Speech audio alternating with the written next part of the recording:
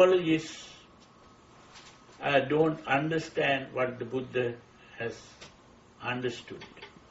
So this is very important to understand.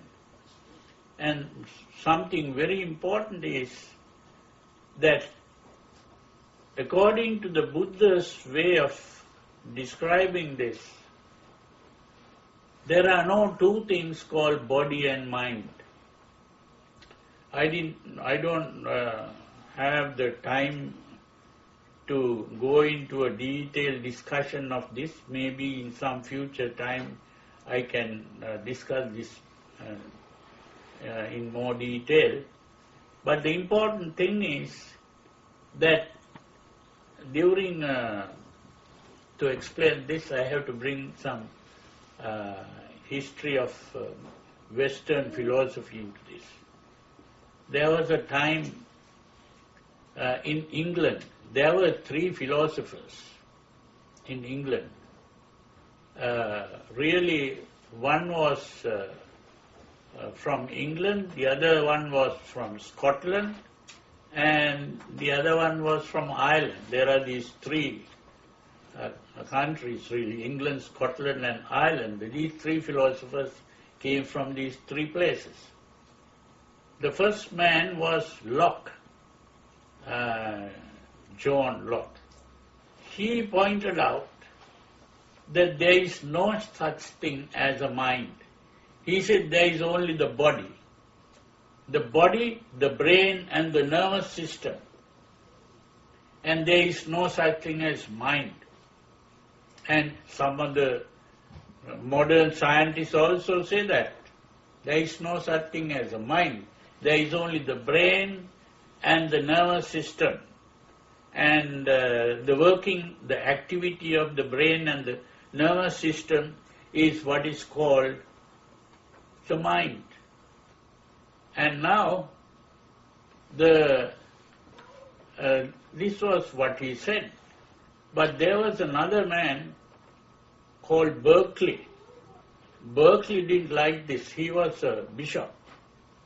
He was a Christian. And he didn't like this idea because they were believing in a thing called a soul, you say. So, but anyway, he brought out an argument and said, no, you are wrong. He said, what you are saying is there is only matter in the world.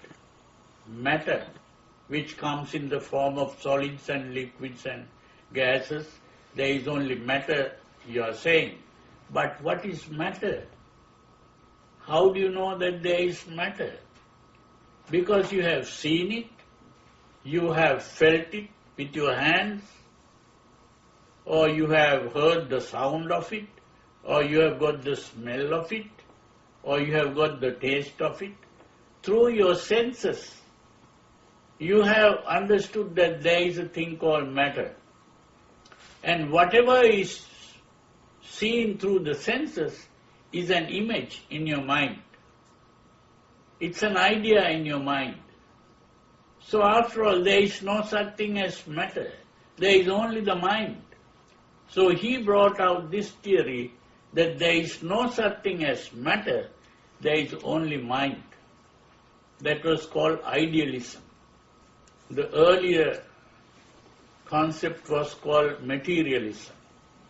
Materialism and idealism. Materialism said there is no such thing as mind, there is only matter. And this idealism says there is only an idea in the mind. Matter is simply an idea in the mind. There is no such thing as a matter. So who is right? If you say Berkeley was right, then Locke is wrong. If you say Locke is right, then Berkeley is wrong. So there was this problem to decide who is right. Then came this third man, Hume, and he said, you are both wrong,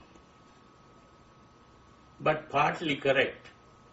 At least one person proved that there was no such thing as a mind. and the other person proved that there is no such thing as matter. And he said, that way you are both correct. There is no matter, there is no mind. There is only sense experience. In other words, there is seeing, there is hearing, there is smelling, there is tasting, there is touching, and there is thinking. That is all that we can talk about. Matter is simply a concept. Mind is also just a concept. There is only sense experience.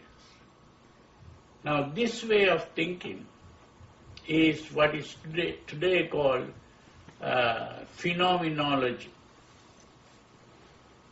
And this is the position that the Buddha also took. There is a sutra where the Buddha says, this is the all. The eye and what is seen, the ear and what is heard, the nose and what is smelled, the tongue and what is tasted, and the thinking and what is thought about. Now this means to talk about a thing called matter is also not correct. To talk about a thing called mind is also not correct. Now to go into a more detailed discussion of this, I'll have to go deep into the philosophy. But for the time being, we'll accept that. And then the important thing to understand is the Buddha doesn't speak about two things called body and mind. But the Buddha used two words, nama and rupa. And today people translate that as body and mind, which is incorrect.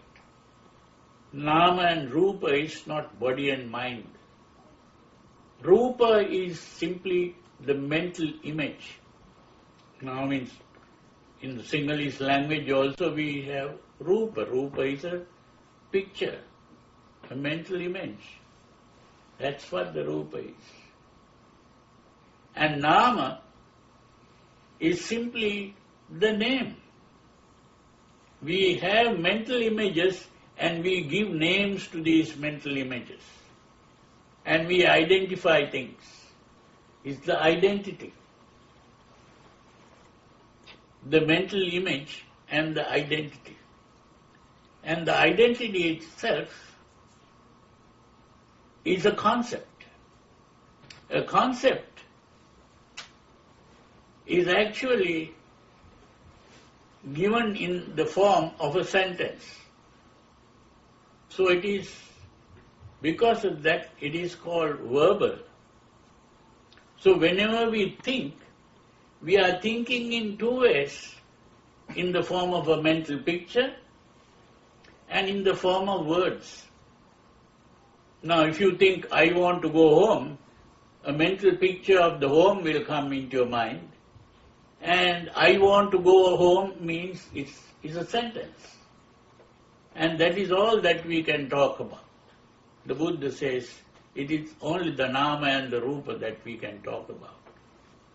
That is the meaning of nama and rupa. So, but when we speak about the mind, the Buddha used these three words, chitta, mano and vijnana. And what is vijnana? To understand this, we have to again use a modern concept. And that is, we have to use this word called organism. Organism. What is an organism? An organism is something like a machine. Now, a living organism is a living machine. Now, if we take a very what is called a unicellular organism like amoeba or something like that. It's a small tiny animal which is only one cell. I hope you know what a cell is. if you have studied science or something like that, you will know what a cell is. So I assume that you know it, because if I go to explain that, it will take a long time. But the important thing is that any organism is called an organism because it is like a machine, active. And we are, as human beings also, our whole body is an organism, works like a machine. Now breathing is an activity of this organism. Eating is an activity. And when food enters the mouth, it goes through the intestines, and you get what is called digestion and assimilation and things like that. All that is working like a machine. Even the heart beating is like a machine. And we have a thing called the nervous system and the brain. All this is working like a machine. Now, this organism, as a human organism, is reacting to stimulation. That means our senses are stimulated by the environment. That means light falling on the eye stimulates the eye, and so there is a reaction. And the reaction is seen. When sounds come to the ears, that is stimulation of the ear, and the reaction is to hear something. So like that, it is the organism reacting to stimulation. So the reaction is what we call the mind. This is the important thing to understand. So the reaction also, the first part of the reaction is what is called perception. That means seeing, hearing, smelling, tasting, touching is what is called perception. That is the first part. And that is what is called vijnana. It's called chakhu vijnana, which means seeing. Sota vijnana means hearing. Ghana vijnana means smelling. Jivha vijnana means tasting. Kaya vijnana means touching. And so vijnana is simply perception. Today it is translated as consciousness, which is not the correct translation. Long time ago, some British people came and studied some of these teachings of the Buddha, and they did their own translation. And now today all the Buddhists are just blindly following those translations. And by doing that, they have misunderstood the teachings of the Buddha, because the translations are not accurate. So it is very important to get the proper words to translate these things. So what we call vijnana is perception. Eye perception, ear perception, nose perception, tongue perception, body perception. That is perception. That means seeing, hearing, smelling, tasting, touching. And then comes the thinking part. The thinking is not the sensory activity. Thinking is the activity of the brain. Brain, there is what is called the cerebrum, and the cerebral cortex is the external part of the brain, and that is what is doing the thinking part, cerebral cortex, activity of the cerebral cortex. Now that is what is called the mano. Mano is the activity of the brain. Yeah. The thinking, reasoning. What is called the intellect or the intelligence itself is all the activity of the brain. mano. So the sensory activity is the vijnana, and the activity of the brain is the mano. Now what happens is, when we open our eyes and see something, and then we begin to interpret what we see. Now the interpretation is done by the mano part. Now once we have interpreted, say for example a young man seeing a sexy looking girl or something like that will be aroused. There is sexual arousal. How does that happen? A message goes from the brain to a gland, what are called the sexual glands. And the gland secretes a hormone into the blood. And the blood carries the hormone to various parts of the body. And different parts of the body become activated. Some parts become overactivated, some parts become underactivated, and so a change takes place in the whole body. And that whole change in the body is what is called an emotional arousal. In the same way, if you become angry, what does that mean? Say you see a person doing something and you become angry.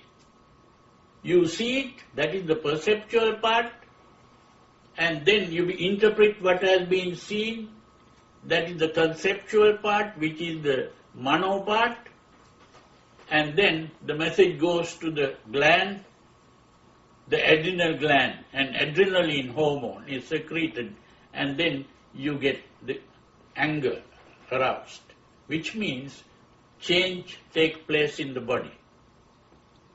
Now, that emotional arousal, that part is what is called chitta. Now, this is why the Abhidharma scholars say the chitta is in the blood. That is true. Chitta is in the blood, but not mano. Mano is the activity of the brain. And vijnana is the activity of the senses. So these are three words that the Buddha used, chitta, mano and vijnana, referring to the activity of the body. So when we speak about the emotion, it is simply the activity of the whole body there. And then this activity of the body, which is the emotional arousal, what does that do?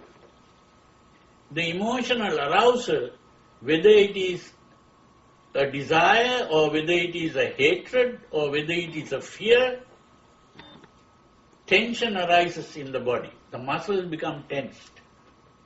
Even in Sinhalese we say thada venawa. Thada venawa means muscles become tense. So the muscles become tense means, what does that mean? It makes us uncomfortable. And so we try to get rid of the discomfort. How do we get rid of the discomfort? By releasing the tension in action. The action can come in the form of bad words if you are angry. And it can lead to fighting, quarreling. Now that is the action. That is the release of tension. So the action is the release of tension. Now if you have been going to learn about stress and stress management, these people talk about these things. And this is what is called stress. What is stress? The important problem about stress is that today when we become angry, we can't release the tension in action. You become angry with your boss. If you go to release the tension, you'll be out. So you can't. When you come home, you might fight with your wife or your husband, or maybe your children or your neighbors, but that doesn't solve the problem. You see, the important thing is the tension cannot be released. And if the tension is not released, the tension remains. And that is creating the problem. That is the meaning of stress. Now, this is what the Buddha called dukkha. Yampi chang nalabati thampi dukkha. What does that mean? The inability to satisfy your desires is dukkha. That means the inability to release the tension. That means the whole reaction of the organism to environmental stimulation. That whole reaction is first the vijnana, then comes the mano, and then comes the chitta, and the chitta leads to the action, chetana. The chetana part is how the emotion leads to the release of tension and action. This is why the Buddha said, Chetana aham bhikkhave kammang vadami. What is called karma is chetana. So it is this emotional arousal that what we call lobha and dosa and moha. So the lobha, dosa and moha is the root of karma.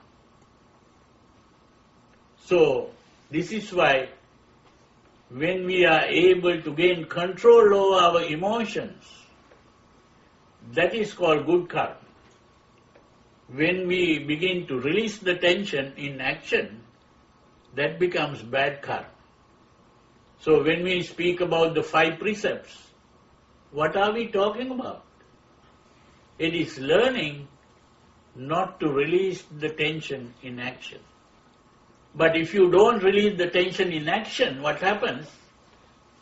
The tension remains. This is why Freud wrote a book called Civilization and its Discontents. To be civilized is to not to release the tension in action, not to go and fight and quarrel and do all kinds of mischief. That is to be civilized.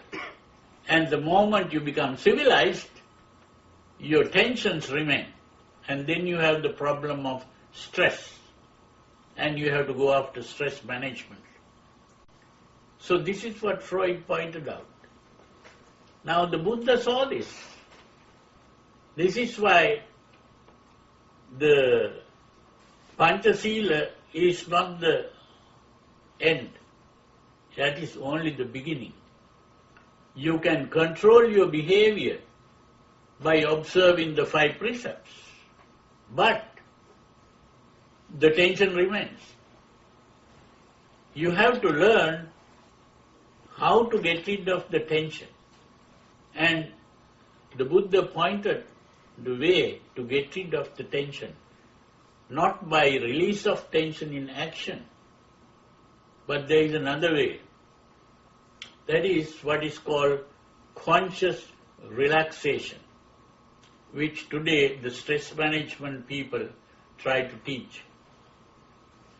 Because this whole reaction, which is coming in the form of the vijnana, which is the perception, and even conception, where we begin to interpret what we see,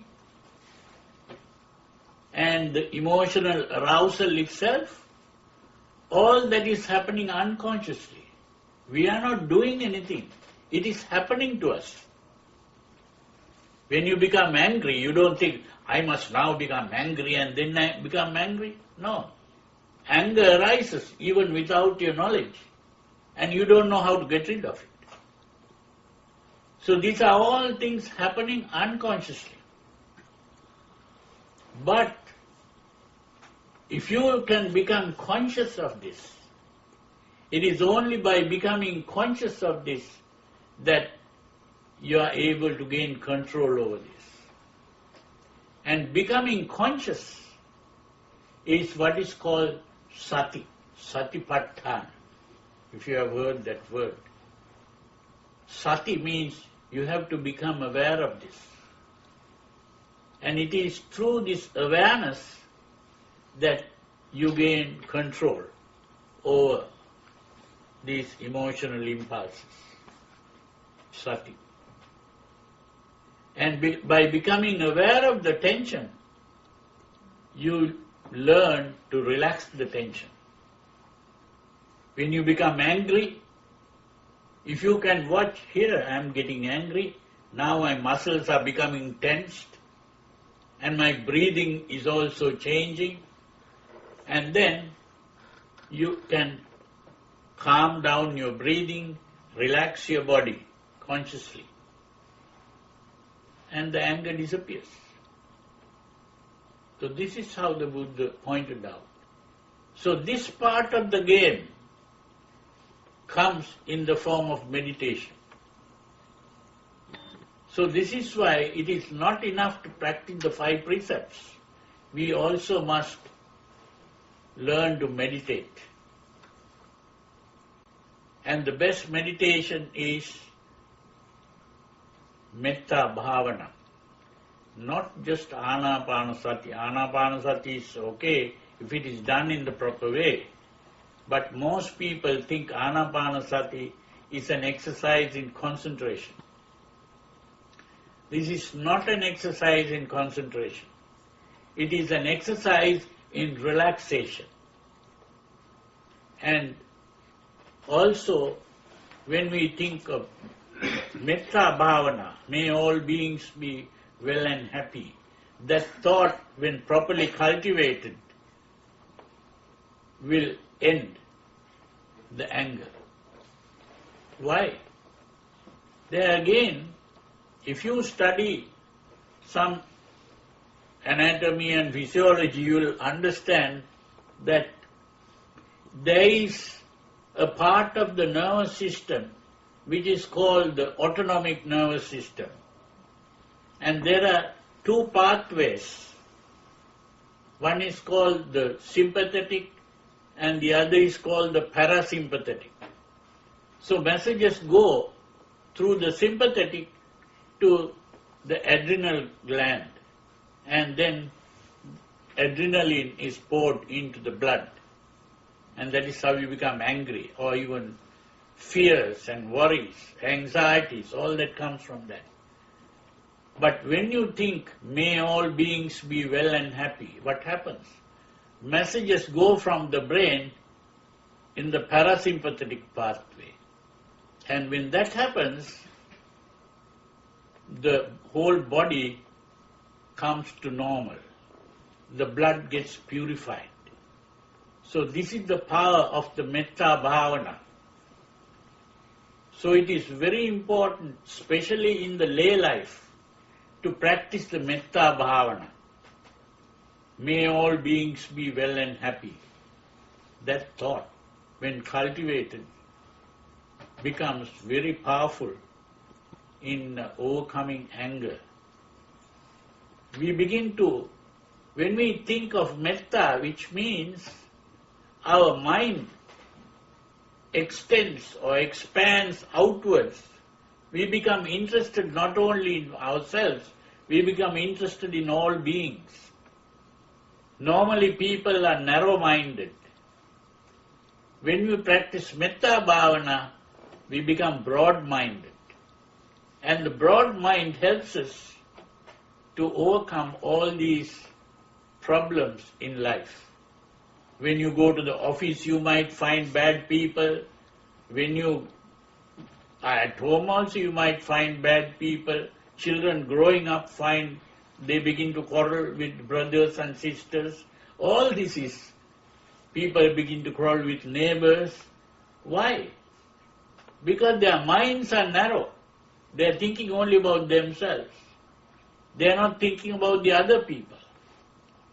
So when we begin to think of the others, that others have problems just as I have problems. So if the other person behaves in a bad way, it may be because That person has some worries going on in the mind. So you begin to sympathize. And that sympathy helps you to overcome your anger.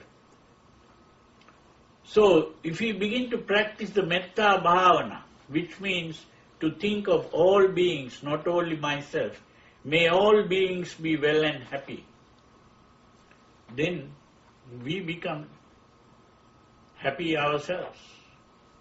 Because happiness is not something that we get by stimulating the senses. Happiness is a state of the mind.